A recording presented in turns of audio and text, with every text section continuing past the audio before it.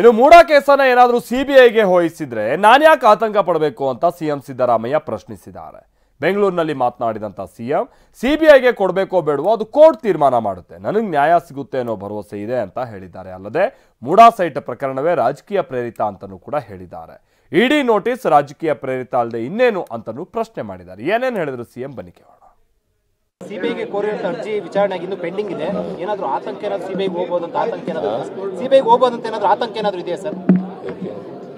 Case ಇನ್ನೂ ಕೂಡ pending ಇದೆ.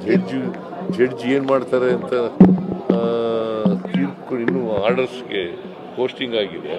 ನನಗೆ ಯಾಕೆ ಆತಂಕ ಆಗುತ್ತೆ? ನಮಗೆ ನ್ಯಾಯ ಸಿಗುತ್ತೆ ಅಂತ ಭರವಸೆ ಇದೆ. ರಾಜಕೀಯ ಪ್ರೇರಿತ ಅಂತ ಇಡಿ ನೋಟಿಸ್ ರಾಜಕೀಯ ಪ್ರೇರಿತ ಅಂತ ಅನಿಸುತ್ತೆ. ಮತ್ತೇನೇ ರಾಜಕೀಯ ಪ್ರೇರಿತ ಕೇಸೇ ಮೂಡಾ ಕೇಸೇ ರಾಜಕೀಯ ಪ್ರೇರಿತ. ಮೂಡಾ ಕೇಸೇ ರಾಜಕೀಯ ಪ್ರೇರಿತ.